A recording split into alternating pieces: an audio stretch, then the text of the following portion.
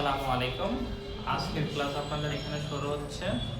আজকে পড়ানো হবে হচ্ছে সাইকিয়াট্রি, মানে একজন মানুষ, সুস্থ স্বাভাবিক মানুষের মানসিক অবস্থা যখন অবনতি ঘটে তখনই হয় মানসিক সমস্যা। সেই মানসিক সমস্যার যে প্রাথমিক ধাপগুলো আছে সেগুলো আপনাদের মধ্যে আলোচনা করা হবে আজকে।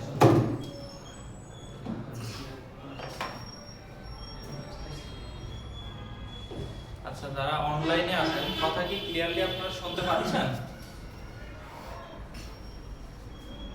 যারা অনলাইনে শুনছেন তারা কথা কি ক্লিয়ারলি শুনতে পাচ্ছেন কিনা? আচ্ছা, থ্যাংক ইউ। কথা বলার সময় শুধু অন করবেন স্পিকার, না হলে অফ করে দিবেন। মানসিক সমস্যার মধ্যে সবথেকে বেশি যেগুলো পরিচিত সেগুলো সম্পর্কে কিছু ধারণা দিব। প্রথমটা আমরা যদি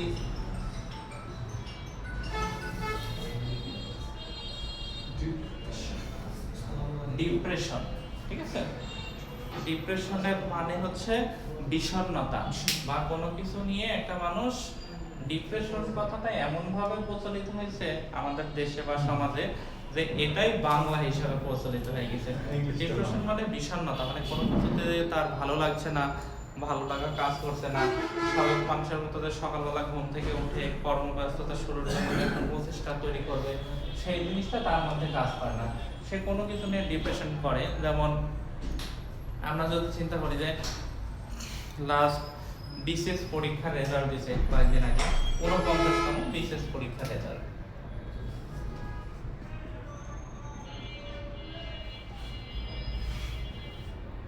বিশেষের 15 বছর বাংলাদেশ সিভিল সার্ভিস। আমরা ধরলাম একজন খুবই ভালো প্রস্তুতি ছিল, সে ভালো পরীক্ষা দিছে, তারপরেও সে সুপারিশকৃত হয়নি। তাহলে তার মনের মধ্যে যে কাজগুলো করবে এটার নাম হচ্ছে ডিপ্রেশন। চিন্তা, টেনশন নিয়ে অনেকজন আছে যে এইরকম চিন্তা রিকভারি যদি না করতে পারে তখন সে মানসিক ভারসাম্যহীন হয়ে যায়। তারই পূর্ব অবস্থা হচ্ছে ডিপ্রেশন। আবার দেখা গেল যে কেউ রিলেশন করছে, অল্প বয়সে বেশি আবেগপ্রবণ হয়ে গেছে, যাওয়ার পরেও কিন্তু মানুষ ডিপ্রেশনে চলে যায়। আমরা বিশেষ দিয়েই এই প্রশ্নটা নিয়ে মনে রাখি যে কেউ বিশেষ পরীক্ষা দিয়েছে, সে টিকতে পারেনি, অথবা একটা চাকরির পরীক্ষা দিচ্ছে দিয়ে সে টিকছে না, তার বয়স শেষের দিকে চলে আসছে, তখন সে একটা যে ডিপ্রেশনে পড়বে সেটাই হচ্ছে ডিপ্রেশন।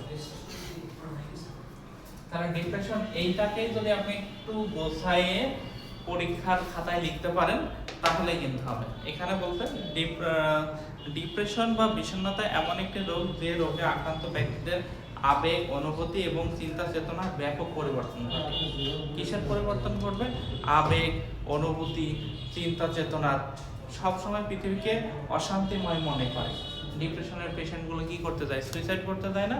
যে পৃথিবী ভালো না, মানুষ সবাই আমার বিরোধিতা করছে, এরকম মনে করে। দীর্ঘমেয়াদী মন খারাপ ভাব বিদ্যমান থাকে। অনেক সময় দেখা যাচ্ছে রাস্তায় পাগল ঘুরে বেড়াচ্ছে। এটা তার 10 বছর আগে থেকে সমস্যা তৈরি হতে হতে হতে হতে সে একসময় ব্রেন ড্রপ আউট হয়ে গেছে, যে এখন রাস্তায় রাস্তায় পাগলের মতো ঘুরে বেড়াচ্ছে। এছাড়াও কিছু ভালো না লাগা, অস্থিরতা, অনিদ্রা, ঘুম হবে না। যে রোগীর ঘুম হবে না তার মাথা তো আস্তে আস্তে কাজ করা কমাই দেবে। তারপরে মাথার জ্বালাপোড়া, নিজেকে অসহায় বা ছোট মনে করা, আত্মহত্যার চিন্তা বা প্রবণতা, এখানে বলছে আত্মহত্যার চিন্তা বা প্রবণতা, বুক ধড়ফড় করা এবং অন্যান্য শারীরিক উপসর্গ থাকতে পারে। তাহলে আমরা সর্বোপরি কি দেখলাম? যে সেই লোকটা ভালোভাবে থাকতে পারবে না, নিজেকে একা মনে হবে এবং পৃথিবী অশান্ত মনে হবে, যে আমি মনে হয় মরে গেলেই শান্তি পাবো। তারপরে আত্মহত্যার চেষ্টা করবে, মাথা জ্বালাপোড়া করবে। অনেকজনে কি করে? মাথার চুল ছিঁড়তে থাকে।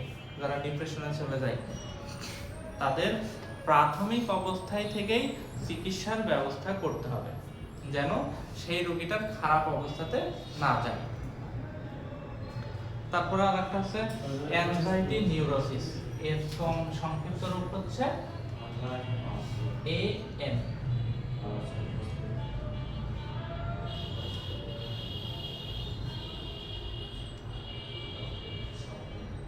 অ্যাংজাইটি নিউরোসিস, ঠিক আছে?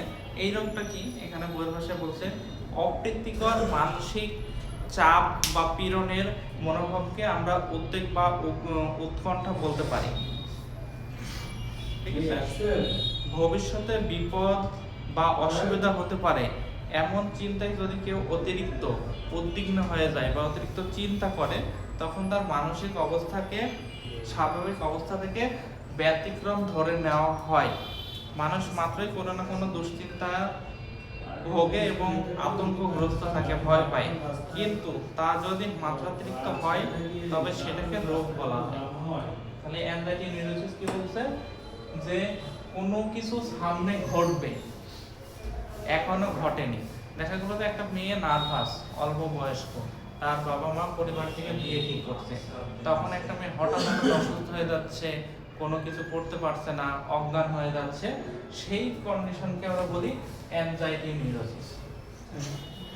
গত এসএসসি পরীক্ষাতে ফল প্রকাশের পরে অনেক স্টুডেন্ট যাদের রেজাল্ট খারাপ আসছে, সরি ইন্টারমিডিয়েট পরীক্ষার পরে অনেকজনা ডিপ্রেশনে চলে গেছে, তারপরে অনেকজনা হঠাৎ হঠাৎ অসুস্থ হয়ে যাচ্ছে, অজ্ঞান হয়ে যাচ্ছে।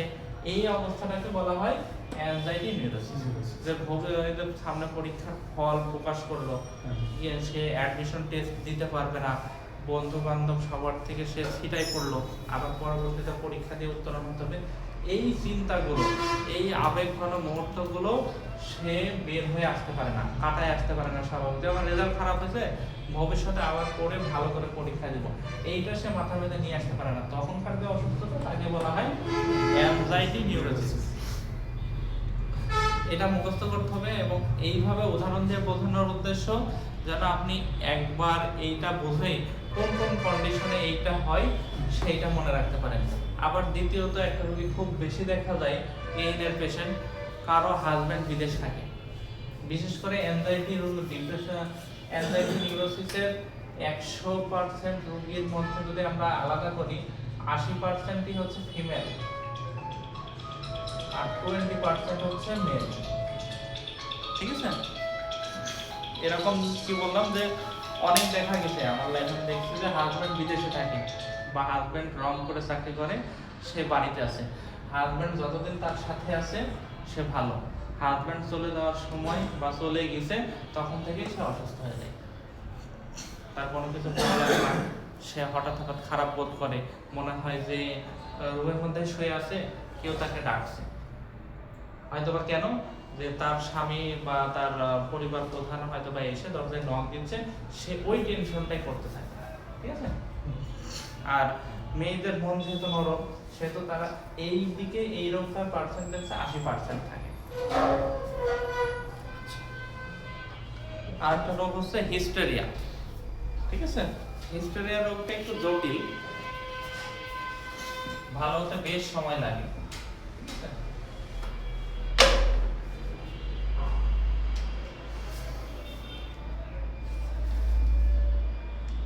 আচ্ছা, তাহলে আমরা লাস্টের দিকে আবার একটু ডিপ্রেশনটা ভালোভাবে বলে দেব।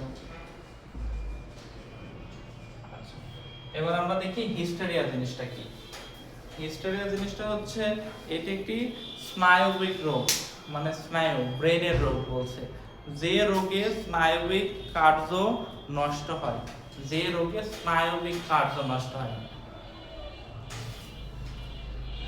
কথা শোনা যাচ্ছে? হ্যালো,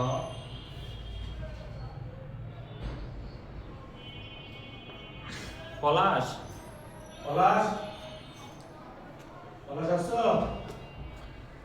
আচ্ছা, ক্যামেরা তো এখানে যেটা আসছে, সামনে যেটাতে আছে এটাতে তো খুব ভালো ক্যামেরা আসছে।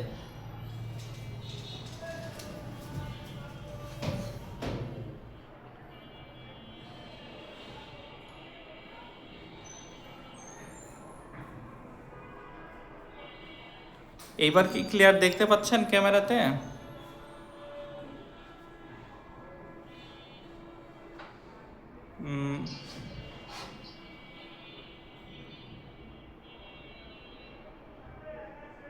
আচ্ছা, ওইটাতে দেখতে হবে, ওটাতে ভিডিও হচ্ছে। এটাতে ভিডিও হচ্ছে, এটাতে তো ক্যামেরা, হ্যাঁ ক্যামেরা তো ক্লিয়ার আসছে, এখানে তো বোঝা যাচ্ছে। এখন আপনার নেটের সমস্যা কিনা, সবারই কি ক্যামেরাতে প্রবলেম হচ্ছে?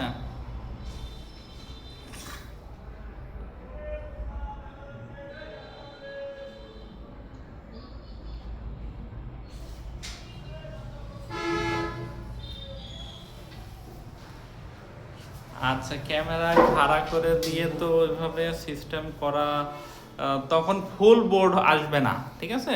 আপনারা ফোন ফুল স্ক্রিন করে নেন, ওখানে একটা দেখেন ফুল স্ক্রিন করার চিহ্ন আছে, সেটা করলেই ফুল স্ক্রিনে আপনি ভালো দেখতে পাবেন ওআইডি।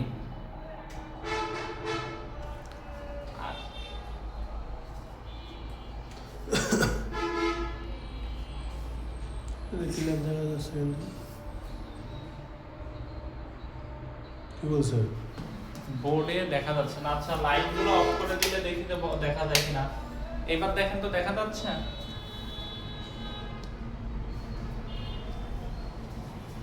গেল করতে এবার।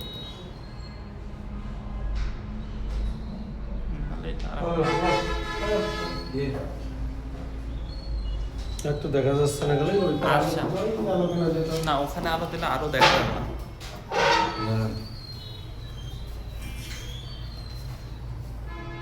আচ্ছা, সামনের দিনে ওপ্পো দিবে হচ্ছে অনলাইনে, আর ভিডিও দিবে এটাতে। না, ওটা ধরে রাখতে পারে না, এটাতে ধরে রাখে। আচ্ছা, তাহলে একটু কষ্ট করে বোঝার চেষ্টা করেন, আর মুখে যেটা বলছি সেটাই শোনার চেষ্টা করেন। লাস্ট এখন পড়াচ্ছি হিস্টেরিয়া, ঠিক আছে? হিস্টেরিয়াটা একটু দেখেন। এই ছেলে কত সুন্দর দেখা যাবে। নেটের সমস্যা হলে বাধা করতে হয়। হ্যাঁ, প্রতিটা ভিডিও দেওয়া হয়, লাস্ট ক্লাসের ভিডিও দেওয়া হয়েছে। হ্যাঁ, সবগুলো আছে। আচ্ছা, ওইগুলো আস্তে আস্তে প্রসেস করে আপনারা বলবেন এবং দিয়ে দিবে। ভিডিও দেওয়ার জন্যই তো তৈরি করা, ভিডিও তো করানো হয়। আচ্ছা, হিস্টেরিয়া হচ্ছে একটা ব্রেনের রোগ, যে আচ্ছা ঠিক আছে, তাহলে এটা আলোর স্বল্পতার কারণে হচ্ছিল, এবার বোঝা যাচ্ছে। আচ্ছা, হিস্টেরিয়া এমন একটি স্নায়বিক রোগ বা ব্রেনের রোগ, যে রোগে স্নায়বিক কার্য নষ্ট হয়, মানে ব্রেন যে স্বাভাবিক কার্যক্রম করে সেইগুলো থেকে বিচ্যুতি ঘটে বা করতে অক্ষম অবস্থা থাকে, যার সাথে দৃশ্যমান রোগের কোনো সম্পর্ক থাকে না। কি থাকে না? দৃশ্যমান কোনো রোগের সম্পর্ক থাকে না। নিম্নের তিনটি বৈশিষ্ট্য হিস্টেরিয়া রোগে দেখা যায়। এই রোগগুলো কোনো দৃশ্যমান রোগের উৎপত্তি ছাড়াই ঘটে, মানে উৎপত্তিতে ঘটে না। যেমন এরকম হতে পারে যে একটা রোগ সে কল্পনা করছে কিন্তু এই রোগের কোনো অস্তিত্ব নাই। যেমন আমাদের যদি জ্বর হয়, কাশি হয়, তাহলে আমরা কি করি? কাশি হলে কাশতে দেখি, জ্বর হলে শরীরের তাপমাত্রা বৃদ্ধি পাবে। কিন্তু এই হিস্টেরিয়া রোগটা এরকম যে এর কোনো সাইন সিম্পটমই আমরা তার রোগীর শরীরে দেখতে পাবো না। এই রোগ রোগীর অজ্ঞত সারে ঘটে, মানে রোগী জানেই না যে এই রোগে সে আক্রান্ত হয়ে গেছে। এই সমস্ত রোগ সিম্প্যাথেটিক স্নায়ুর কার্য বৃদ্ধির মাধ্যমে ঘটে। সিম্প্যাথেটিক স্নায়ুর কাজ বৃদ্ধি ঘটে। সে ধরেন ঘন্টায় 10 বার কাজ করার ক্ষমতা রাখে, ঘন্টায় যদি 30 বার কাজ করার জন্য তাকে চাপ প্রয়োগ করা হয়, তখনই এই হিস্টেরিয়ার রোগগুলোর উৎপত্তি হয়। আমি ছোট একটা উদাহরণ দিই, তাহলে আপনাদের মনে থাকবে। মনে করেন যে আপনার খুবই নিকট আত্মীয় একজন মারা গেছে, মারা যাওয়ার পরে তাকে দাফন কাফন করে রেখে আসা হয়েছে। সেই রোগীটা, মানে এই রোগে যে আক্রান্ত হচ্ছে, তার মনে হচ্ছে যে আমার বাবা, আমার চাচা বা আমার ভাই, মানে মৃত ব্যক্তি, সে প্রতিদিন এসে বাড়িতে রাত সন্ধ্যা 7টা হোক বা 10টা হোক এসে তো প্রতিদিন ডাকে। মনে হচ্ছে ওই টাইমে তার মাথায় কাজ করছে যে আমার ভাই বা বাবা বা মৃত ওই ব্যক্তিটা এসে তাকে ডাকছে দরজা খোলার জন্য। সে সেই কাজটার জন্য দ্রুত আগায় যাচ্ছে। এইটাই হচ্ছে হিস্ট্রি। মনে হচ্ছে যে ওই কাজটা গতদিন যেভাবে হয়েছে এইভাবেই হচ্ছে, কিন্তু তার কোনো বাস্তবিক কোনো কিছু নাই, বাস্তবতার সাথে মিল আছে, কারণ তো সে মারা গেছে। এইরকম জিনিসটাই হিস্টেরি। তাহলে এটা কি একটা স্নায়বিক রোগ না, মাথার রোগ। তার মাথার মধ্যে কাজ করছে যে আমার ওই নিকট আত্মীয় এখনো বেঁচে আছে এবং সে এসে আমাকে ডাকছে, অথবা হাজবেন্ড মারা গেছে, ওয়াইফ বলছে যে আমার হাজবেন্ড এসে আমার থেকে খাবার চাচ্ছে। ঠিক আছে? এটা অনেক আগে মনে করতো যে এখনো তার আত্মা বাড়িতেই আছে, সে ওরকম মনে করছে, বার্তা ভর করছে, জিনে ধরছে, ভূতে ধরছে। এই জিনিসগুলোই এই রোগটার সাথে যায়। মনে করছে যে ভাত সে কি করছে, অটোমেটিক বসে আছে, শুয়ে আছে, সবার সাথে কথা বলতে হুট করে উঠে সে ভাত বেড়ে তার হাজবেন্ডকে দিতে যাচ্ছে, কিন্তু হাজবেন্ড তো দুনিয়াতে নেই। এই জিনিসটাই হচ্ছে হিস্টেরিয়া রোগ। তাহলে কি হিস্টেরিয়া রোগটা আপনারা বুঝতে পারছেন? আচ্ছা, তারপরে ডিপ্রেশন বা বিষণ্ণতার রোগ সম্পর্কে বলার জন্য আবার বলছেন, আমি আবার বলছি, অনলাইনের সবাই ডিপ্রেশনটাকে আবার বোঝেন। ডিপ্রেশন জিনিসটা যে অতিরিক্ত চিন্তা, অতিরিক্ত আবেগ, এর একটা বহিঃপ্রকাশ। এই রোগে আক্রান্ত ব্যক্তিদের আবেগ, অনুভূতি, চিন্তা চেতনার ব্যাপক পরিবর্তন ঘটে। পৃথিবীর সমস্ত কিছুকে সে মনে করে যে পৃথিবীটা অশান্ত, আমি একা শান্ত, পৃথিবীটা অশান্ত। তার মানে শান্ত আর অশান্ত কখনো এক জায়গায় একসাথে মিলিত হতে পারে না। তখন সে কি মনে করে? তখন মনে করে যে আমাকে আত্মহত্যা করতে হবে, সুইসাইডের একটা প্রবণতা তৈরি হয়। কিভাবে? ঘরের ফ্যানের সাথে রশি বাঁধতে যায়, দরজা লাগাই দিতে যায়, হাত কাটতে যায়, ডিপ্রেশনে থাকা। এই রোগগুলোর সাইন সিম্পটম যখন দেখা দিবে তখন আমরা তাকে ডিপ্রেশন বলি। ডিপ্রেশনটা কিভাবে আসে? অতিরিক্ত চিন্তা চেতনার একটা বহিঃপ্রকাশ। চিন্তা করছে যে আমার তো অনেক ঋণে জর্জরিত, ব্যাংক যদি 50 লাখ টাকা ঋণ পায়, তখন সেই টাকাটা যখন ইনকাম করতে পারছে না, তখন সে পরিশোধ করার কোনো রাস্তা খুঁজে পাচ্ছে না, তখন সে ডিপ্রেশনে চলে যায়। তাহলে এটা কি বললাম? মেইন কারণটা মাথায় রাখতে হবে ডিপ্রেশনের, যে চিন্তা, ভবিষ্যতের যে চিন্তাটা। আর অ্যাংজাইটি নিউরোসিস, এটাও ভবিষ্যতের চিন্তা। এইটাতে হবে যে ভবিষ্যতে কি ঘটবে, ঠিক আছে? যে এক্সাম দিল, ভবিষ্যতে কি রেজাল্ট আসবে, এইটা নিয়ে চিন্তা করেই পরীক্ষার রেজাল্ট পাবলিশ হওয়ার আগে পরে যে অসুস্থতাগুলো হয় সেইগুলো। আবার অনেক সময় হতে পারে যে বিয়ে সম্বন্ধিত কারণ, কোনো চিন্তা চেতনা ভবিষ্যতে। এই যে আমাদের North Bengal sugar mill open হয়েছে, এখানে অনেক ব্যক্তি যদি এরকম চিন্তা করে যে আমি এখানে যে কোনো পদ পাচ্ছি না, টাকা ইনকামের রাস্তা পাচ্ছি না, এটা করতে পারছি না, এটা করতে পারছি না, তখন যদি সে অসুস্থ হয়ে যায়, তাহলে এটা কি রোগের মধ্যে পড়বে? অ্যাংজাইটি নিউরোসিস, ঠিক আছে? আর হিস্টেরিয়া তো বললাম, যে রোগের কোনো বাস্তবিক ঘটনা নাই, শরীরে জ্বর নাই, কাশি নাই, এগুলো তো দেখা যায়, ঠিক আছে, বা অনুভব করা যায় জ্বর, এইগুলো না, সে মনে করছে যে এই জিনিসটা এখনো চলমান হবে বা হচ্ছে। বললাম যে তার হাজবেন্ড মারা গেছে, ওয়াইফ কি করছে? হাজবেন্ডের জন্য খাবার রান্না করছে বা খাবার বেড়ে নিয়ে যাচ্ছে, এইটা হচ্ছে হিস্টেরিয়া। তাহলে এই তিনটা রোগ খুবই ভালোভাবে বোঝানো হয়েছে এবং সবাই বুঝছেন কিনা? ডিপ্রেশনের কারণ কি? ডিপ্রেশনের কারণ হতে পারে বংশগত কারণে হতে পারে, হরমোনাল অসামঞ্জস্যতা মানে ইমব্যালেন্স হলে, মানসিক কারণ, এই যে সাইকোলজিক্যাল কারণগুলো, এইগুলো যেগুলো বললাম, এই কারণে যে কারণগুলো বললাম এগুলো সাইকোলজিক্যাল। ডিপ্রেশনের কারণ, অ্যাংজাইটি নিউরোসিসের কারণ, হিস্টেরিয়ার কারণ, এগুলো হচ্ছে সাইকোলজিক্যাল। অনেকদিন যে কোনো রোগে ভুগলে বিষণ্ণতা হতে পারে। একটা ক্যান্সারের পেশেন্ট, সে চিন্তা করছে যে আমি বাঁচবো না, মরে যাব, এইভাবে সে কি করতে পারে? ডিপ্রেশনে চলে যেতে পারে, ঠিক আছে? আর হিস্টেরিয়া রোগের কারণগুলো, এটার পারিবারিক কোনো ইতিহাস থাকবে। ওই যে বললাম নিকট আত্মীয় মারা যাচ্ছে, তাহলে কি এটা পারিবারিক ইতিহাস না? এইটা হিস্টেরিয়া রোগ বলতে হলে প্রথমে পরিবারের কোনো হিস্ট্রি থাকবে। পরিবারের হিস্ট্রি বলতে কোনো নিকট আত্মীয় মারা যাওয়া, নিকট আত্মীয় হারায় যাওয়া। আমরা পত্রিকায় পড়ি যে এই সন্তান হারাই গেছে, ওই মা কিন্তু হিস্টেরিয়া রোগে আক্রান্ত হতে পারে, অথবা কি হতে পারে? ডিপ্রেশনে চলে যেতে পারে। আবার মানসিক চাপের জন্য হতে পারে। তাহলে এই রোগগুলো থেকে ট্রিটমেন্ট বা প্রতিকারের উপায় কি? এই রোগগুলো থেকে বের হয়ে আসতে হবে। প্রথম ট্রিটমেন্ট হচ্ছে কাউন্সিলিং করা। তাকে যে এই রোগে আক্রান্ত হবে সেই রোগীটার সব থেকে কাছের মানুষ কারা, তাদেরকে প্রথমে আশ্বস্ত করতে হবে যে আপনার রোগীটা ভালো আছে, তার সাথে আপনারা হাসি খুশি থাকবেন, বিভিন্ন জায়গায় ঘুরতে নিয়ে যাবেন, বাড়ির আশেপাশে এই পরিচিত জায়গাগুলোতে, যে এখানে সে প্রতিদিন যেতে অভ্যস্ত ছিল, ভালো লাগার জিনিস। এরকম যে কেউ হচ্ছে টেলিভিশন দেখতে পছন্দ করে, তাকে সেই নাটকটা বা সেই সিনেমাটা দেখতে দিতে হবে, যেন তার আগের স্মৃতিগুলো ফিরে আসে সুন্দরভাবে। এখানে একটা প্রশ্ন আসছে 2013 সালে, অ্যাংজাইটি নিউরোসিসের লক্ষণ ও উপসর্গ। এএন এর লক্ষণ উপসর্গ যেগুলো আছে আমরা কিছুটা বলছি, তারপরে আবার বলি। সর্বদাই উদ্বিগ্ন থাকে, কি ঘটে এরূপ আশঙ্কা করে, সর্বদা খিটখিটে মেজাজে থাকে, আসন্ন কোনো বিপদের ভয়, সর্বদা ভীত সন্তুষ্ট থাকে, অমূলক ভয়, চলাফেরা করতে ভয়, সবার সমিতিতে যেতে ভয় পায়।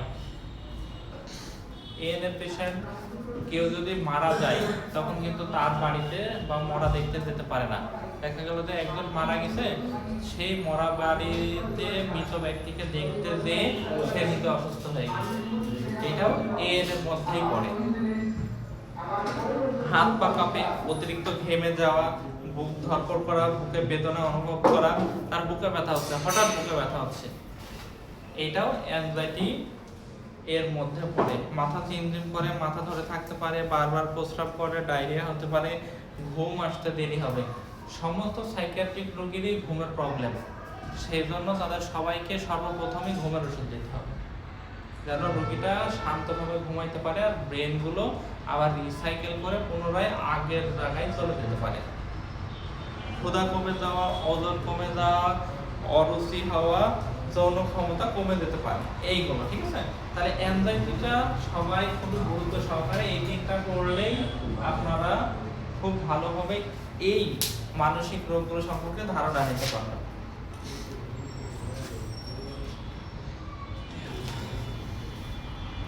আমরা তারপরে দেখি মাস্কুলোস্কেলেটাল ডিসঅর্ডার, 11তম অধ্যায়, ঠিক আছে। আচ্ছা, এই 10ম অধ্যায় সম্পর্কে কারো কোনো প্রশ্ন আছে কিনা? এক মিনিট কারো প্রশ্ন থাকলে সেটা করে ফেলতে পারেন, অনলাইন অফলাইন সবাই।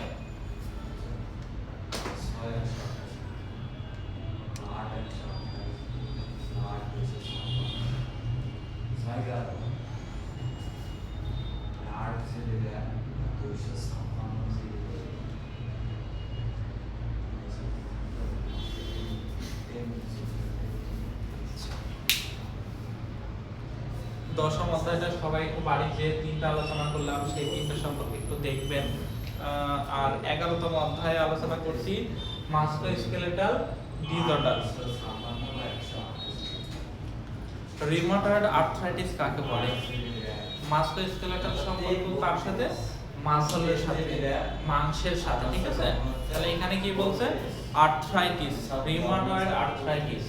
এই আর্থ্রাইটিসটা খুবই ভয়ানক একটা রোগ। আর্থ্রাইটিস, ঠিক আছে। এটা কি?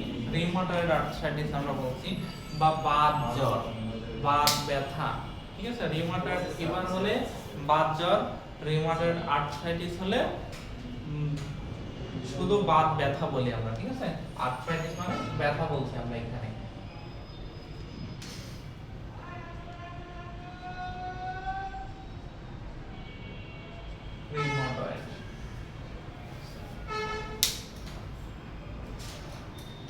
রিউমাটয়েড আর্থ্রাইটিস হচ্ছে ক্রনিক সন্ধি প্রদাহ। প্রদাহ মানে কি? ব্যথা। ক্রনিক মানে অনেক দিন, দীর্ঘদিন। আর্থ্রাইটিস ভালো হয় না, এরকম কথা প্রচলিত আছে না? সেই আর্থ্রাইটিস, যে হাঁটুতে ব্যথা, গিরাতে ব্যথা, মাজায় ব্যথা, এগুলোকে কি বলা হয়? রিউমাটয়েড আর্থ্রাইটিস, যেটা একটা ক্রনিক সন্ধি। মানে সন্ধি কাকে বলে? যে দুইটা শব্দকে একসাথে মিলিত হওয়াকেই সন্ধি বলে না? বাংলাতে আমরা পড়ছি এইটা, এই হাত এর হচ্ছে রেডিয়াস আলনা আর এখানে হিউমেরাস, এই দুইটার মিলিত অবস্থা কোথায়? এইটা সন্ধি, এটা না, এইখানে ব্যথা হবে। আবার এই আঙ্গুলের এটা কি? ফ্যালেঞ্জাস। এই ফ্যালেঞ্জাসের এই নটটা, এইটা সন্ধিস্থল কোনটা? এইটা না, এখানে ব্যথা করবে, ঠিক আছে। রিউমাটয়েড আর্থ্রাইটিস হচ্ছে ক্রনিক সন্ধি প্রদাহ। এই ধরনের সন্ধি প্রদাহে হাত ও পায়ের ছোট ছোট, মানে ছোট ছোট যে অস্থি সমূহগুলো, মানে জোড়াগুলো আছে, বেশি আক্রান্ত হয়। হাত পা ছোট গুলো, ছোট কোনটা? এইটা, এইটা, এইগুলো ছোট। সব থেকে ছোট হচ্ছে হাতের পায়ের আঙ্গুলের জোড়াগুলো, এইগুলোতে ব্যথা হয়। এটা দেখার নিয়ম কি যে আসলে কি তার রিউমাটয়েড আর্থ্রাইটিস হচ্ছে কিনা, তখন এই পাশে এবং এই পাশে আপনি দুই হাত দিয়ে যখন ধরবেন, ধরে চাপ দিবেন, রোগী বলবে যে অনেক ব্যথা পাচ্ছে। সকালবেলা ঘুম থেকে উঠলে কি হবে, প্রচন্ড আকারে ব্যথা হবে, হাতটাকে ভাঁজ করতে পারবে না, তখন আস্তে আস্তে আস্তে আস্তে করতে করতে রোগীটা করতে পারে, হাত কি করতে পারে, ভাঁজ করতে পারে। এবং এইটা যদি কোনো ছেলে মানুষের হয়, সে যদি কৃষি কাজের অভ্যস্ত থাকে, তখন সে বলবে আমি ঘুম থেকে উঠে কোদাল ধরতে পারি না, আস্তে আস্তে করে পরিশ্রম, হাত নড়তে নড়তে ব্যায়াম করতে করতে তারপরে পারছি। আবার যদি সে একজন শিক্ষক মানুষের হয়, তখন কি হবে, সকালে উঠে আমি কলম ধরে লিখতে পারি না, আস্তে আস্তে হাতটাকে নড়াইতে নড়াইতে তখন স্বাভাবিক হয়, তখন পারি। রিকেটস হচ্ছে ভিটামিন ডি এর অভাবে যে রোগটা হয় সেটাকে বলা হয় রিকেটস। শরীরে ভিটামিন ডি এর অভাব হলে অন্ত্র থেকে ক্যালসিয়াম বিশোষণ হয় না, ফলে অস্থিতে ক্যালসিয়াম ফসফেট জমতে পারে না, ফলে কোমল অস্থি বা হাড় তৈরি হয়ে শিশুদের যে রোগ সৃষ্টি হয় তাই হচ্ছে রিকেটস। ঠিক আছে। ভিটামিন ডি কোথায় থেকে পাওয়া যায়? ভিটামিন ডি এর প্রধান উৎস হচ্ছে সূর্য। সূর্যের আলোতে ভিটামিন ডি পাওয়া যায়। তাহলে সূর্যের আলো তো কেউ কিনে না, তাহলে তাকে কি করতে হবে? প্রতিদিন মেয়েরা বাড়ির মধ্যে, ছেলেরা তো বাইরে বেড়ায়, তারা কিছু সময় রোদ্রে থাকবে। কখন? সকাল 9টা বা 8টা থেকে 11টা পর্যন্ত, যেটা মিষ্টি রোদ বলি আমরা। শীতের দিনে, গরমের দিনে উভয় সময়ই মিষ্টি রোদ পাওয়া যায়, সেই রোদটাই ভিটামিন ডি এর মাত্রা বেশি।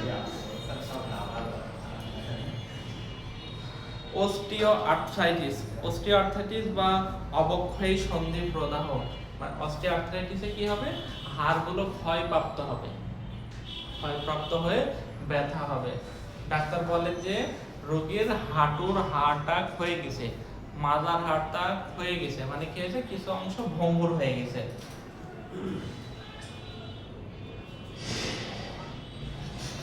এটা হচ্ছে অস্টিওআর্থ্রাইটিস। এগুলো এক্সরে করলে বা এমআরআই করলে বা সিটি স্ক্যান করলে একদম ক্লিয়ার বোঝা যাবে যে তার হাড় কিছুটা ক্ষয়প্রাপ্ত হয়েছে। তবে কতগুলো ঘটনার সাথে এর সংযোগ দেখা যায়, যেমন টনসিলাইটিসের প্রদাহ, মুখের অভ্যন্তরে ঝিল্লির প্রদাহ, ইনফ্লুয়েঞ্জা, নিউমোনিয়া, নাকের গহ্বরের প্রদাহ প্রভৃতি রোগে অব্যাহতির পরে রিউমাটয়েড আর্থ্রাইটিস দেখা দেয়। কারণ টনসিল হয়েছে, তারপরে রিউমাটয়েড আর্থ্রাইটিস হতে পারে। যেসব লোক ঠান্ডা স্যাঁতসেঁতে অস্বাস্থ্যকর পরিবেশে বাস করে, তাদের মধ্যে এই রোগ বেশি দেখা দেয়। আর অস্টিওআর্থ্রাইটিস রোগটা কাদের দেখা দেবে? যারা দেখা গেল যে কর্পোরেট অফিসে জব করছে, ওই অফিসে কি হয়? এসি চলে, সবসময় একটা ঠান্ডা পরিবেশ তৈরি থাকে। এটা কি আর্টিফিশিয়াল, ন্যাচারাল না। এদেরকে অস্টিওআর্থ্রাইটিস রোগটা ধরা পড়ে। যেমন দেখা গেল একজন ব্যাংকার, তার কি হচ্ছে? অস্টিওআর্থ্রাইটিস হয়ে গেছে, এরকম হতে পারে। আবার অস্বাস্থ্যকর পরিবেশ, যেমন ঢাকার কোথায় আছে অস্বাস্থ্যকর পরিবেশের মধ্যে সবথেকে কামরাঙ্গীরচর, একটা বস্তি এলাকা, গাজীপুরের কিছু অংশ, গার্মেন্টস পল্লীগুলো, এগুলো অস্বাস্থ্যকর এবং বস্তি এলাকা। এই জায়গাগুলোতে যারা থাকে তাদের অস্টিওআর্থ্রাইটিস হওয়ার সম্ভাবনা তুলনামূলক বেশি থাকে। অস্টিওআর্থ্রাইটিসের কারণগুলো, অনেক ক্ষেত্রেই কারণ অজানা, কেন হয়েছে তার কোনো কারণ নাই। শেষে চিকিৎসক কি বলে? রোগীকে যদি বারবার ফোর্স করে যে আমার কেন হচ্ছে এগুলো, যে আপনার ক্যালসিয়ামের ঘাটতি ছিল শরীরে অনেকদিন, তার কারণে আপনার হাড়গুলো দুর্বল হয়ে গেছে, তার ফলে হাড়গুলো কিছু অংশ ক্ষয়ে যেয়ে আপনার কি হয়েছে? আর্থ্রাইটিস হচ্ছে, অস্টিওআর্থ্রাইটিস। আবার তৃতীয়ত বলে যে আপনি অতিরিক্ত পরিশ্রম, লোড জাতীয় কাজ বেশি করছেন, মাথায় বোঝা বহন করা, তাদের তো হাঁটুতে সমস্যা হয়। এই মাধ্যমে হয়েছে একটা কজ, যেটা সেই ডাক্তার বেশি উপলব্ধি করছে। কিন্তু অনেক ক্ষেত্রেই এটা কেন হলো সেটা অজানা, মানে তার কোনো নির্দিষ্ট জানা নেই। আঘাতজনিত কারণ, কেন? আচ্ছা, বসে না।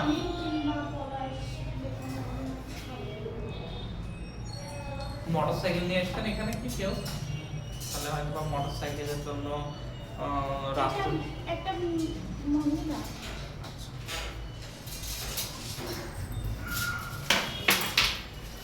আচ্ছা, আমরা পড়ছিলাম কি অস্টিও আর্থ্রাইটিসের কারণগুলো। প্রথম কজ কি বললাম?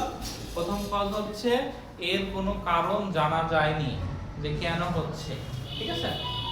আমরা যদি এই দিকে একটু লক্ষ্য রাখি, এখানে কি বললাম আমরা, এটা প্যাটেলা।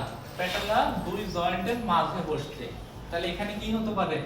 এই হাড়টা যে কোনো একটা হয়ে যেতে পারে, যে ওখানে কি হতে পারে? অস্টিও আর্থ্রাইটিস হতে পারে, ঠিক আছে? আঘাতজনিত কারণে এরকম হতে পারে যে মোটরসাইকেল চালাচ্ছে, সামনে একটা গাড়ির সাথে মেরে দিয়ে হাঁটুতে লাগছে। মোটরসাইকেল অ্যাক্সিডেন্টে সবথেকে বেশি হয় কোথায়? প্যাডেলাতে। অথবা হাত যদি আগে পড়ে তখন কি এই এলবো জয়েন্টে। তাহলে এইগুলো পরবর্তীতে এখানে ক্ষয়প্রাপ্ত হলো, তাহলে তার বৃদ্ধি কি স্বাভাবিকভাবে হবে? হবে না। তখন অস্টিও আর্থ্রাইটিস হতে পারে। আপনার ভুল পাচ্ছে? জন্মগত বিকৃতি, কারণ জন্মগত ত্রুটির কারণে পরবর্তীতে অস্টিও আর্থ্রাইটিস হতে পারে। রিউমাটয়েড আর্থ্রাইটিসের কারণে অস্টিও আর্থ্রাইটিস হচ্ছে। নিচে ডাকছে তোমাকে কে জানে? ও গাউট হলে, গাউট মানে কি? পায়ে ইউরিক অ্যাসিডের পরিমাণ বৃদ্ধি পাবে, তখন তাকে আমরা কি বলি? গাউট। এই গাউট হলে, গাউট যদি দীর্ঘদিন 3 থেকে 5 বছর থাকে, তখন কি হতে পারে? অস্টিও আর্থ্রাইটিস হতে পারে। 105 নম্বর পেজ। ভিডিও আছে মানে মোবাইলে মানে রাখতে পারছি ভিডিও আমি প্রসেস করতে হেমোফিলিয়া, সেপটিক আর্থ্রাইটিস, আবার সংক্রমণহীন ক্ষয় আর ট্রাউমাটিক স্নায়ু রোগের কারণে এই অস্টিও আর্থ্রাইটিস হতে পারে, ঠিক আছে? আমরা একটা রোগ সম্পর্কে আলোচনা করব, যেটা খুবই প্রচলিত একটা রোগ। এই অধ্যায়ের সবথেকে প্রচলিত রোগ হচ্ছে এলবিপি। এর পূর্ণ রূপ কি কেউ বলতে পারবেন? এর পূর্ণ রূপ কি বলা যায় কিনা? আচ্ছা, আমরা এইভাবে বিশ্লেষণ করে তাহলে মনে থাকবে। পিতে পেইন মানে কি? ব্যথা। তাহলে কোথাকার ব্যথা লোকেট করছে, ঠিক আছে?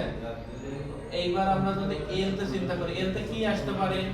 লো মানে নিচের দিকে, আর ব্যাক মানে কি? পিছনে। B A C T. তাহলে low back pain. Low back pain মানে কি? এই যে লোয়ার অপশন, মানুষের আপার অপশন, লোয়ার অপশন। তাহলে জয়েন্ট কোথায়? মাজা, ঠিক আছে?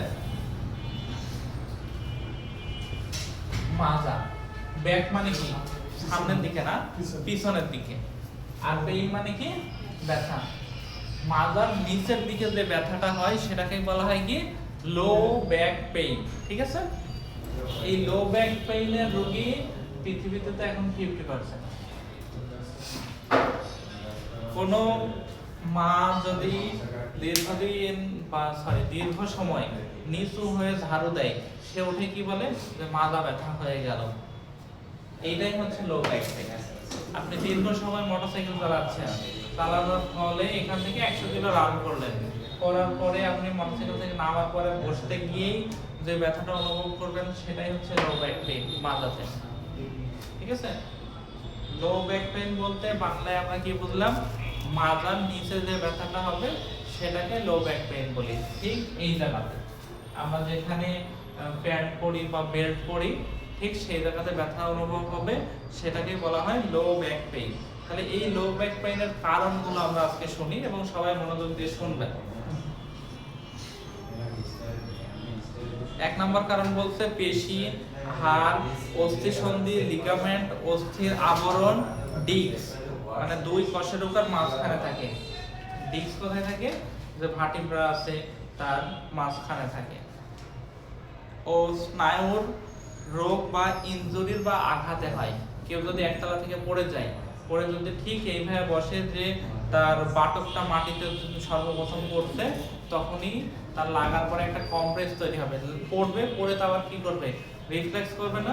নিউটনের তৃতীয় সূত্র কি? প্রতিটা ক্রিয়ারই সমান ও বিপরীত প্রতিক্রিয়া আছে। তাহলে মাটি কি করবে? মানুষটাকে আবার উপরে ছাড়িয়ে দিবে না। সে তো মানুষ তার রাবার না, যে রিফ্লেক্স করে উপরে উঠে সমস্ত থেকে হাই সে যে গ্রুপ জি সাড়ে তিন গ্রুপ থেকে বের হয়ে গেছে গ্রুপ ফোনে ও আচ্ছা পলাশ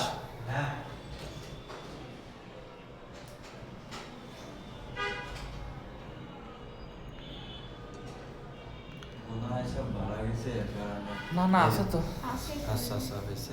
আচ্ছা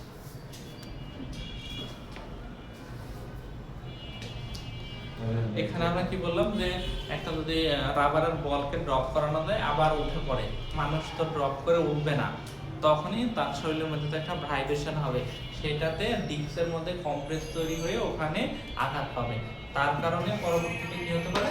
লো ব্যাক পেইন দেখা যেতে পারে। তারপরে 2 নাম্বার কারণ, বুক, পেট ও তলপেটের মধ্যকার বিভিন্ন অঙ্গেও সমস্যার জন্য কোমর ব্যথা হয়, একে রেফার্ড পেইন বলে।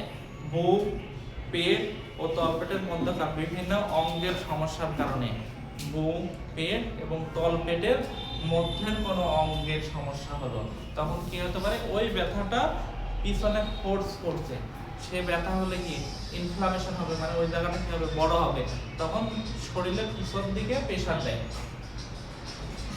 এরকম হলো যে আমার সামনে থেকে কেউ খেলছে, তাহলে কি আমি পিছনে এক পা পিছাবো না, পিছনে কি করবো? প্রোটেকশন দেওয়ার চেষ্টা করবো। ঠিক সেই সময় শরীরের অঙ্গগুলো যখন ইনফ্লামেশন হয় বা ফুলে যায়, তখন পিছনে শরীর দিয়ে প্রোটেকশন নেওয়ার চেষ্টা করে, তার কারণে লো ব্যাক পেইন হয়। কোনো মা যদি গর্ভবতী হয়, তখন কি হচ্ছে? তার জরায়ুর মধ্যে বা ইউটেরাসের মধ্যে বাচ্চা বড় হচ্ছে না, বাচ্চা যতটা সামনের দিকে পেটটা ইনক্রিজ হয়, পিছনের দিকেও কিন্তু চাপ প্রয়োগ করে, সেজন্য গর্ভবতী অবস্থায় মায়েদের কি হয়? লো ব্যাক পেইন হতে পারে। ঠিক আছে। আবার আর একটা কমন সমস্যা ইদানিং পাওয়া যায়, যেটা সিজারিয়ান সেকশনের পরে মায়েদের মাজার ব্যথা হয়, এটাও লো ব্যাক পেইন। এটা কেন হতে পারে? অবসর ইনজেকশনটা কম দামি বা নিম্নমানের ব্যবহার করার কারণে, অবসটা ঠিকভাবে না করার কারণে, অবশ করার পরে সিজারিয়ান সেকশন শেষ করার পরে অবস্থা থেকে রিকভারি করার জন্য যে প্রসিডিউরগুলো মেইনটেইন করা, সেগুলো না করার কারণেও হতে পারে। কারণ বললাম অনেকগুলো। আচ্ছা ছাড়ে ইঞ্জেকশনটা কি নিজেদের কিনে দেওয়া লাগে?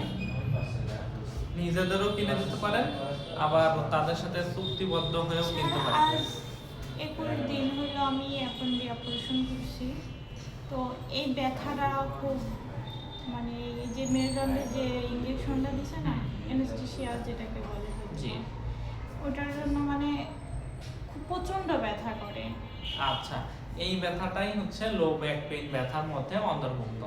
এটা প্রচন্ড ব্যথা হওয়ার কারণ হচ্ছে অ্যাপেন্ডিসাইটিস অপারেশন করার পরে কিটোরোলাক গ্রুপের ওষুধ দেওয়া হয়, যেমন লাক্টোরাক্স, সেগুলো ঠিকমতো খেলে অনেক সময় সেই ব্যথাগুলো রিকভারি করে দেয়। অনেক রোগী আছে কি করে যে আমি তো ব্যথা কমে গেছে বাদ দিই, পরবর্তীতে হতে পারে। আমাদের যে 3টা কারণ বললাম, ওষুধ নিম্নমানের, অ্যানেস্থেসিস্ট যিনি অ্যানেস্থেসিয়া দিবে তিনি অ্যানেস্থেসিয়া দিয়ে চলে গেছে, আরেক জায়গায় হয়তো তার অ্যানেস্থেসিয়া দেওয়ার প্রয়োজন আছে, চলে গেছে।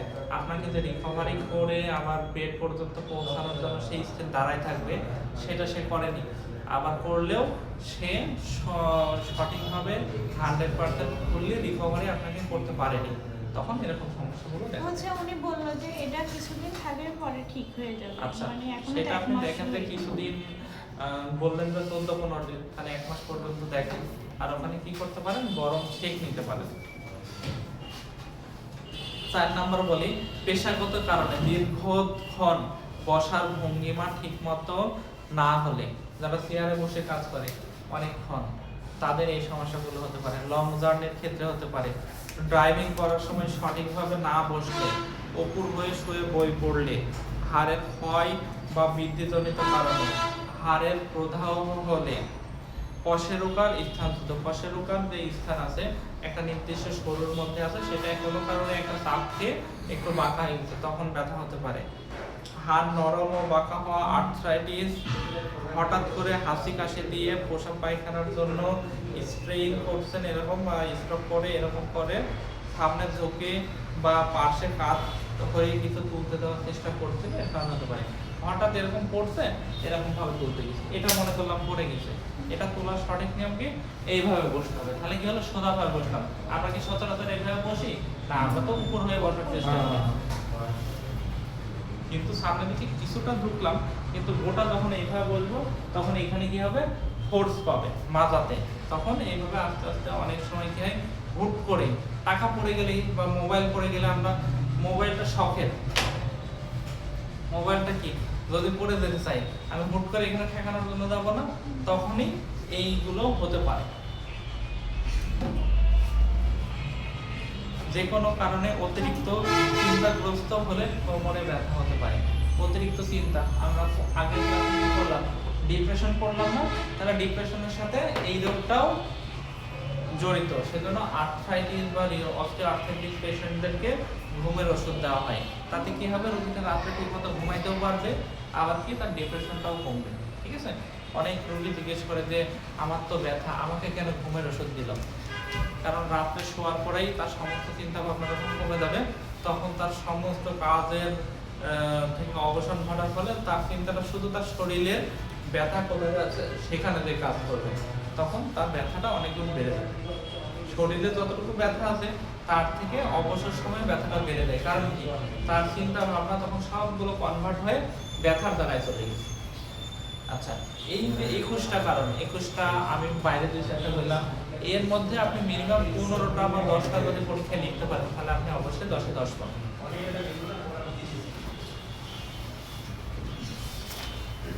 তারপরে আমরা এগুলো বললাম, এগুলো শুধু কি রোগীর মুখ থেকে শুনেই আর এইভাবে যান্ত্রিক পেশেন্ট করার রোগ ডায়াগনোসিস করে না। সিবিসি করতে হবে, সিবিসি করলে এসআরপিটি পাওয়া যাবে, আরও অনেক কিছু দেখা যাবে সিবিসিতে। তারপরে কি পাওয়া যাবে? রিউমাটয়েড আর্থ্রাইটিসের কিছু টেস্ট আছে, ঠিক আছে? সেই টেস্টগুলো করলে ধরা পড়বে, এবং এক্স-রে করতে হবে, সিটি স্ক্যান করা যায়, এবং এমআরআই পর্যন্ত করা যায়।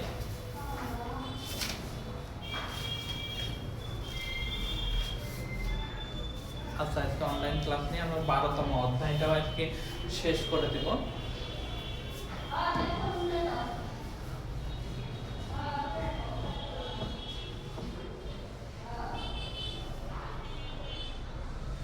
আচ্ছা, আজকে পড়ানো হলো তাহলে 10, 11 দুইটা অধ্যায়, আর এখন 12তম অধ্যায়টা পড়ানো হবে।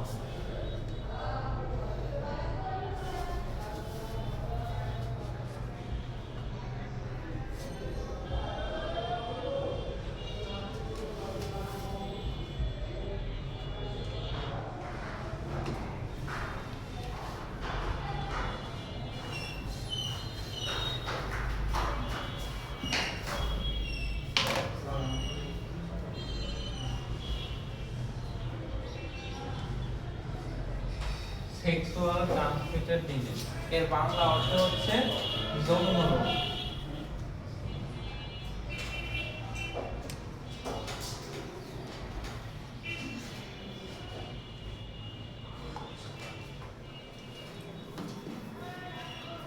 এইটা নিয়ে একটা কথা বলে রাখি, মানুষের যে গোপন রোগ বলা হয় সেটাই হচ্ছে sexual transmitted disease.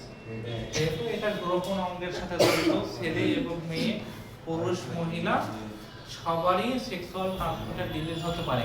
Common sexual transmitted disease মানে যেটা ভাইটালি পরিচিত, এরকম একটা কোনো রোগ আপনারা বলতে পারবেন এখন? সেক্সুয়াল ট্রান্সমিটেড ডিজিজ এইডস,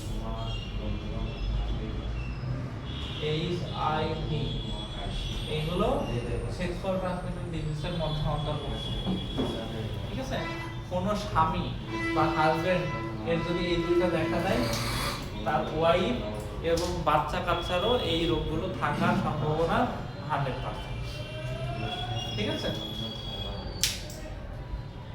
আবার কিছু রোগ আছে যেমন সিফিলিস, গনোরিয়া। ঠিক আছে? আমরা সিফিলিসটা দেখি। সিফিলিস এক প্রকার যৌনবাহিত রোগ যা ট্রোপোনিমা পেলিডাম নামক এক প্রকার জীবাণু দ্বারা হয়ে থাকে। যৌন মিলনের সময় এই জীবাণু আক্রান্ত ব্যক্তির শরীর থেকে সুস্থ ব্যক্তির শরীরে প্রবেশ করতে পারে। যদি হাজবেন্ডের হয়ে থাকে তাহলে ওয়াইফের হওয়ার সম্ভাবনা থাকে, আর ওয়াইফের হয়ে থাকলে হাজবেন্ডের হওয়ার সম্ভাবনা বেশি। তাহলে সময় কি বলছে? যৌন মিলনের সময়। তাহলে কি এটা কার মধ্যে চলে যাচ্ছে? যৌন রোগ বা সেক্সুয়াল ট্রান্সমিটেড ডিজিজের মধ্যে। যৌন সংঘটিত যেগুলো আছে সবগুলোই সেক্সুয়াল ট্রান্সমিটেড ডিজিজের মধ্যে পড়ে। তাহলে আমরা সিফিলিস কি বললাম? যে যৌন মিলনের সময় একজন সিফিলিস আক্রান্ত ব্যক্তির শরীর থেকে একজন সুস্থ ব্যক্তির কন্টামিনেটেড হতে পারে, মানে সংক্রমণ হতে পারে।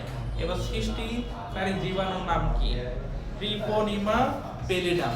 ট্রিপোনিমা পেলিডাম এই রোগের জীবাণুর নাম। 3 নাম্বার হচ্ছে গনোরিয়া রোগ। গনোরিয়া এক প্রকার সংক্রমিত যৌনবাহিত রোগ যা নাইজেরিয়া গনোরিয়া নামক এক প্রকার গ্রাম নেগেটিভ ভাইরাস দ্বারা আক্রান্ত হয় বা ব্যাকটেরিয়া দ্বারা সংক্রমিত হয়। গনোরিয়া সৃষ্টিকারী জীবাণুর নাম কি? গনোরিয়া সৃষ্টিকারী জীবাণুর নাম হচ্ছে নাইজেরিয়া গনোরি। ঠিক আছে, নাইজেরিয়া গনোরিয়া। নাইজেরিয়া না, নাইজেরিয়া হচ্ছে একটা দেশ, আর নাইজেরিয়া এটা হচ্ছে মনে রাখতে হবে NEISSERIA, নাইজেরিয়া গনোরি। ঠিক আছে। এইডস, প্রথমে বলছি এইডস, পরীক্ষায় দিয়ে দিল এইডস কি রোগ, তখন লিখলেন যে এইডস সেক্সুয়াল ট্রান্সমিটেড ডিজিজ, তাহলে আপনি 2 এ 2 পেয়ে যাবেন। এইডস সৃষ্টিকারী জীবাণুর নাম কি? Human immunodeficiency virus. ঠিক আছে, হিউম্যান ইমিউনোডিফিসিয়েন্সি ভাইরাস, এইটা হচ্ছে এইডস রোগের জীবাণুর নাম, যাকে সংক্ষেপে আমরা এইচআইভি বলি। এইচআইভি এর পূর্ণ রূপ যদি বলি তাহলে কি বলবেন? এইচআইভি এর পূর্ণ রূপ কি? Human immunodeficiency virus. সিফিলিস ছড়ানোর পদ্ধতি। যৌন মিলনের মাধ্যমে, অনিরাপদ যৌন মিলনের মাধ্যমে সিফিলিস ছড়ায়। ত্বক বা মিউকাস মেমব্রেনের মাধ্যমে, ত্বকের মাধ্যমে ছড়ায়। তারপর রক্ত সঞ্চালনের মাধ্যমে, একজনের রক্ত আরেকজনের শরীরে নিলে হতে পারে। গর্ভবতী মায়ের মাধ্যমে তার সন্তানের শরীরে সিফিলিস রোগ আসতে পারে।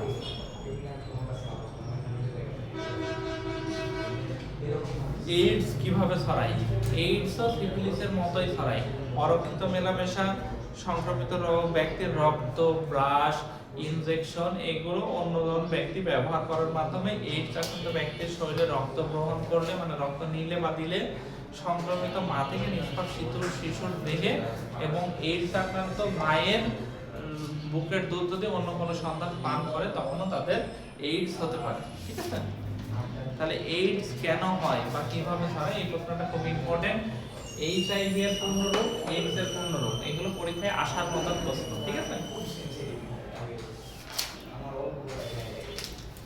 তাহলে আমরা একটা জিনিস পড়ি এখানে।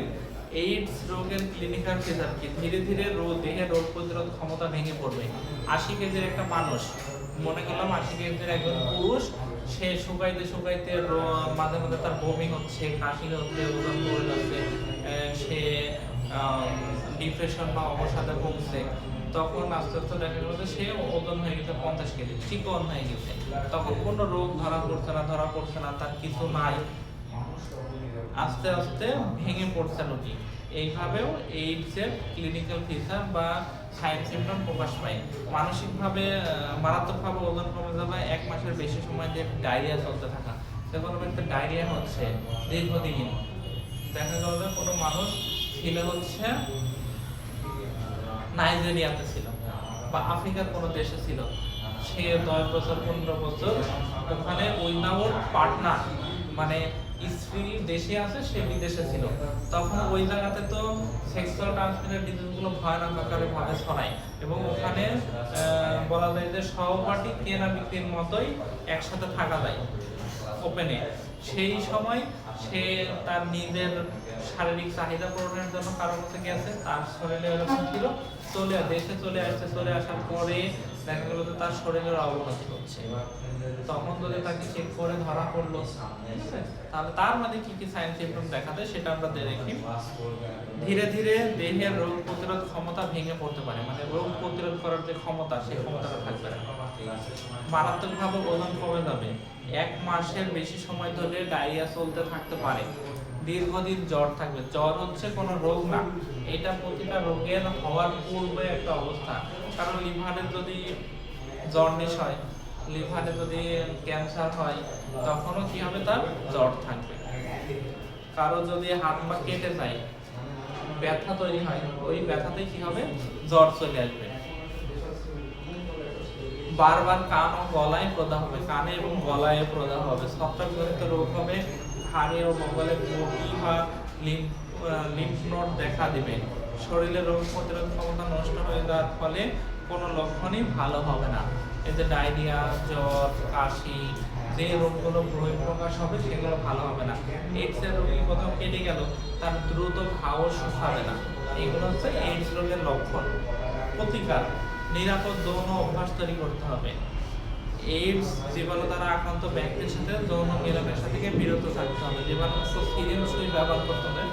বাংলাদেশের প্রেক্ষিতে কোনো এইডস রোগী বলবে না যে আমি এইডস রোগী, আমার সাথে বৈবাহিক সম্পর্ক থেকে এসো না, বলবে। আর বাংলাদেশে তো এইডস এর পরীক্ষাই মানুষ করে না, তাহলে কি হবে, নিচের গুলো আমাদের গুরুত্ব দিতে হবে। জীবাণুমুক্ত সুই অথবা সিরিঞ্জ। কোনো রোগীর এইডস নাই আমি জানি, তারপরেও একজন সিরিঞ্জ আরেকজনের শরীরে দেওয়া যাবে না। রক্ত গ্রহণের সতর্কতা অবলম্বন করতে হবে। এখন দিন দিন সিজারের পরিমাণ বাড়ছে, অ্যাক্সিডেন্টের পরিমাণ বাড়ছে, তখন কি করা হয়, শরীরে রক্ত প্রদান করা হয়। সেই রক্ত দেওয়ার ক্ষেত্রে চেষ্টা করতে হবে যে নিকট আত্মীয়গুলো, যে সে কোনো নেশাপানি করে না, তার অবৈধ কোনো অ্যাফেয়ার নেই, এই সবগুলো দেখে এগুলো থেকে রক্ত নেওয়া উত্তম। ধর্মীয় অনুশাসনে জীবনযাপন করতে হবে। সে হিন্দু হোক, মুসলমান হোক, কোনো ধর্মেই বলা হয়নি যে পাপাচারগুলো করা যাবে। প্রত্যেকটা ধর্মই বলছে সৎভাবে চলার জন্য, মিথ্যা কথা নিষেধ করা। তার ধর্মের বিশ্বাস আলাদা থাকতে পারে, যে আমার সৃষ্টিকর্তা আলাদা আলাদা, কিন্তু সবার ধর্মেই বলা আছে মানুষের উপকার করার জন্য, পাপ কাজ থেকে, মিথ্যা কথা, এইসবগুলো থেকে দূরে থাকা। কিছু আচার রীতিনীতি আছে, যেমন আমাদের এবং হিন্দুদের প্রধান পার্থক্য কি, তারা মূর্তি পূজা করে আর আমরা এক আল্লাহ বিশ্বাস করি। তাহলে এইখানে বড় ফারাক।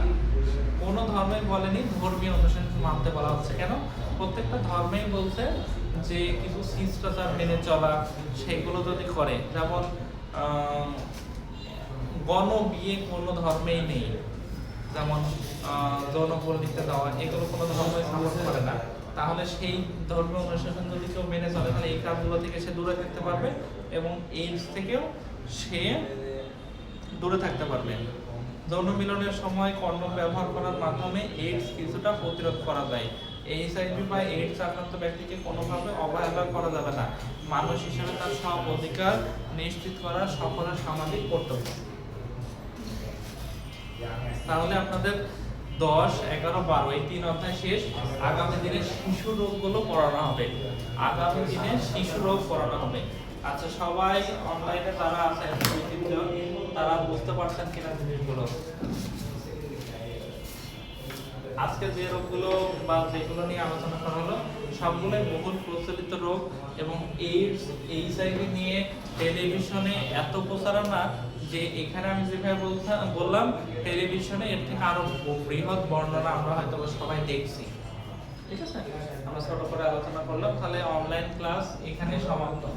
আসসালামু আলাইকুম।